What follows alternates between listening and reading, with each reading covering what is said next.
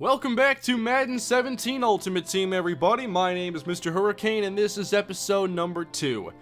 Today we're going to take a look at a handful of budget players that I've added to my Ultimate Team. That's how this series is going to go. I want to show you guys some cheap players that are very dependable, and show how I assemble teams that focus on certain areas. I'm not at that point yet. There isn't a certain template I want for this team yet. Right now it's just finding better players. And here's an upgrade at quarterback. New Viking Brad Sorensen, a 65 overall. These are packs I got from doing a bunch of solo challenges, and immediately after I get Ryan Tannehill and David Bruton Jr. So I get a good strong safety. Ryan Tannehill has 82 short accuracy, 82 medium, 73 deep. So it's nice to have him right now. And then I get Carlos Williams, whom I like using more than Adrian Peterson. That AP you get in the Viking Stars pack is not good, as speed and acceleration are really poor, and you're going to really need his trucking and elusiveness just to get yards in many cases. Here's a running back that I'm not going to buy right now, but I thought would be a good idea for some that want a nice budget back. Derrick Henry's ratings have really stood out to me since the ratings were revealed, and he has better speed, acceleration, and carrying than Adrian Peterson. He just doesn't have elusiveness or catching or good pass blocking. So now we're getting into the actual budget players I wanted to share, and here is the first one. Wide receiver from Chicago, it's Kevin White. I got him for 1,500 coins. He has size, speed, catching ability, and he can also catch in traffic. His main weakness would probably be his route running, that's only a 75. With the tight passing windows right now and the good zone defense on Madden 17, I wanted to focus on getting a receiver who had speed and catch in traffic, and Kevin White provides that at a pretty good value. Next, I went to my secondary. It's time to finally get a corner. Here's a great option, 2,400 coins for Delvin Breaux of the New Orleans Saints. 6'1", 88 speed, 81 man coverage, and 87 zone if you wish to play that, and combine that with his 6'1 frame. Afterwards, I went to the defensive line. Here's Michael Brockers for 1,000 coins. Brockers has 88 block shedding and 80 power moves, which means he's going to be really good at stopping the run and still have pass rush ability with that power move. Afterwards, I went back to receiver, and I wanted to get Kamar Aiken, 6'2", 84 speed. However, Aiken has the good catch and route running, along with catch in traffic. He also has adequate jumping.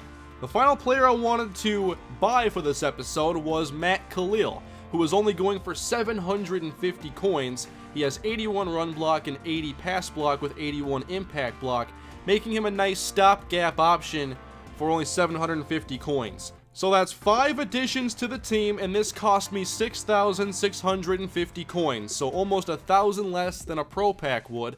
And now that I have these players, it's time to see how they actually play in the game. So I have a couple head-to-head games to share today. The first one, I'll preface by saying that it was a team that was much better than mine. There are the top 3 players.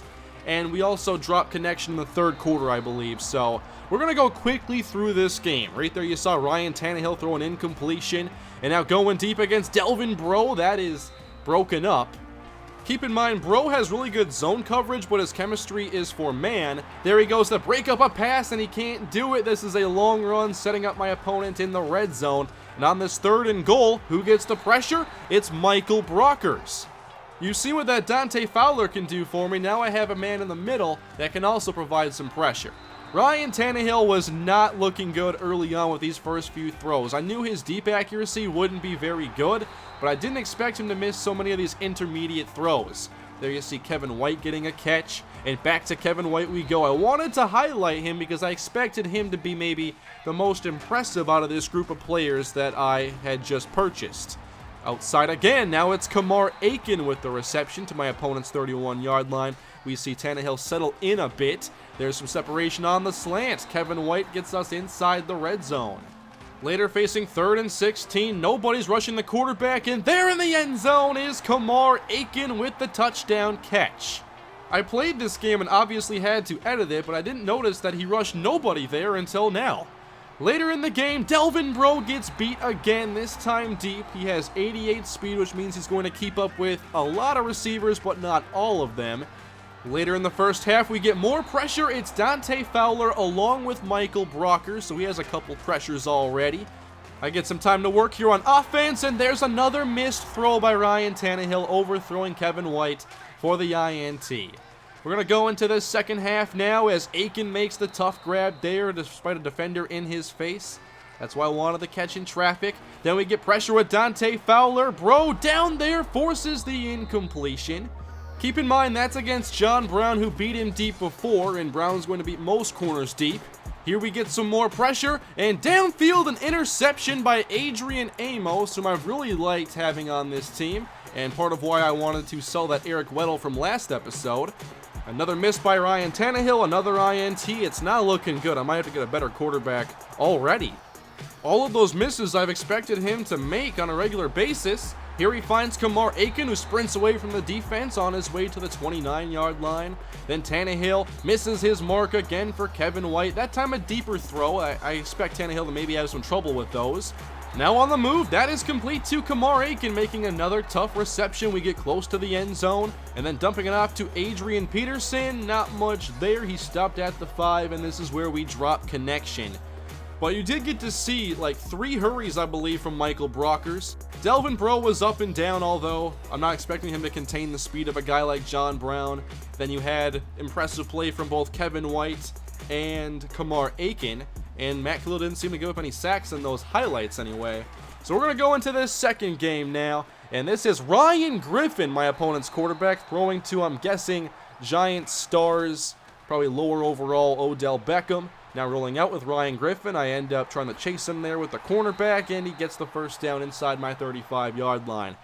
My opponent had a nice drive to start this game. Here he goes outside again. Beckham's there, but Dan Skuta with the hit helps jar that free.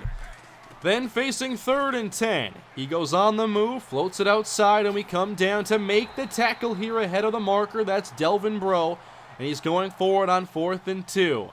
Coming out in the single back ace look. He goes up the middle. I can't get off the block with Brockers, and he ends up converting here with Tyler Varga.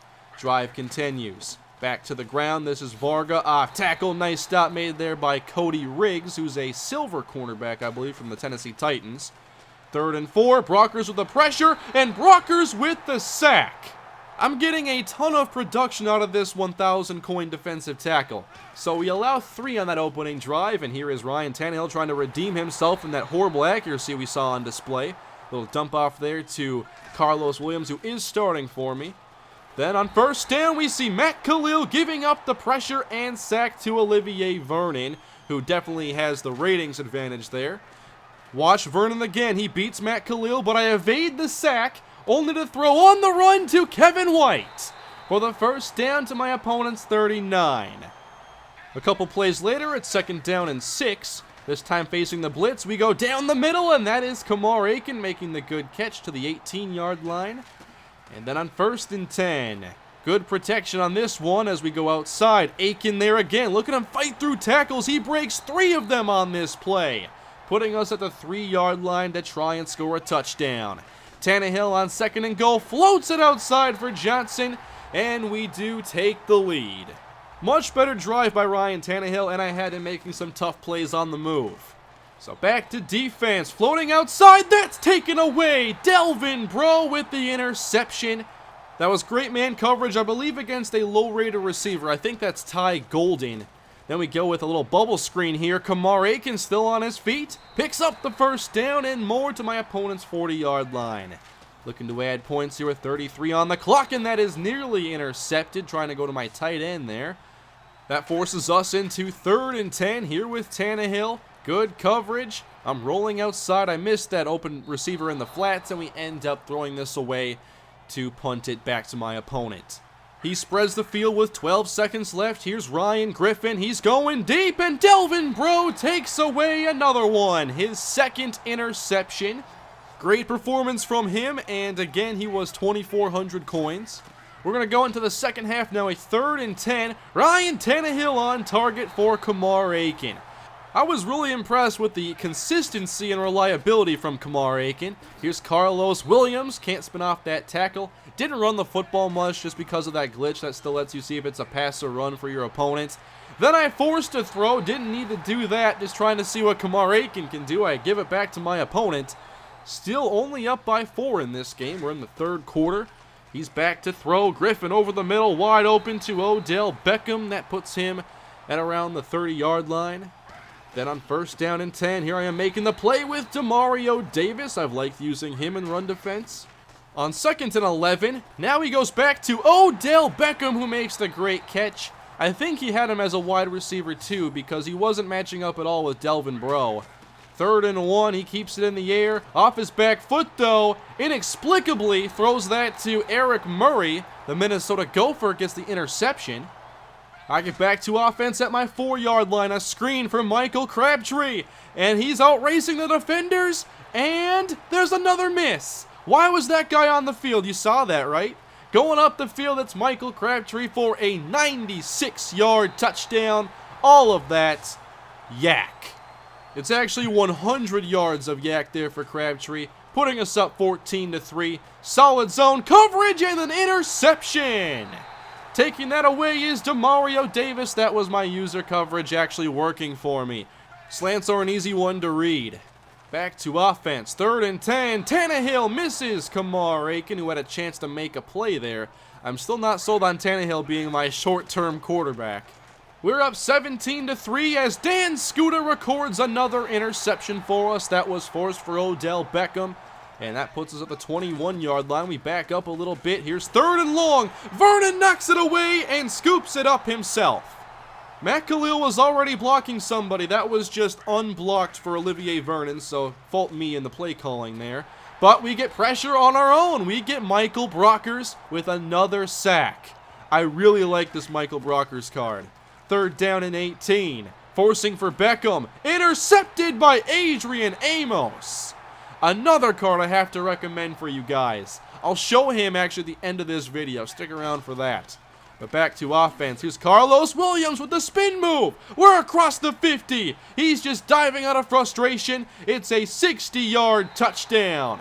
This Williams, also a nice card. Not sure what he's going for. And that was an awesome spin move. Not much time to go in this one. As we get more pressure, it's Dante Fowler. That's the end of this game, guys. A 24-3 victory. And a good showing for the players that I had picked up for this episode. Of course, Matt Khalil had a tough matchup. Vernon got the best of him a couple times, but otherwise, I thought Matt Khalil did a pretty good job. I ended up really being most impressed by MrHurriicane. Kevin White did well, but I was really focusing on MrHurriicane once I saw the first couple plays he was making. And here is Adrian Amos. If you want to pick him up, he has 90 speed at free safety. That's pretty valuable. He has 80 zone coverage, 73 man. Might be a decent option for you in the time being. And right now he's going for 1,000 coins. Or this was recorded yesterday. So at the cheapest, I saw him at 1,100 coins yesterday. And I'll have more Ultimate Team coming your way soon, guys. What did you think of this episode? Did you enjoy showing the budget players and then highlighting them in the games that I played? Again, I paid 1,500 coins for Kevin White, 2,400 for Delvin Breaux, 1,000 for Michael Brockers and MrHurriicane, and then 750 for Matt Khalil. It was 66.50 for those 5 players. Let me know what you think of this episode down below in the comments section. Leave a like if you enjoyed, and subscribe. I'll see you next time. Have a great day.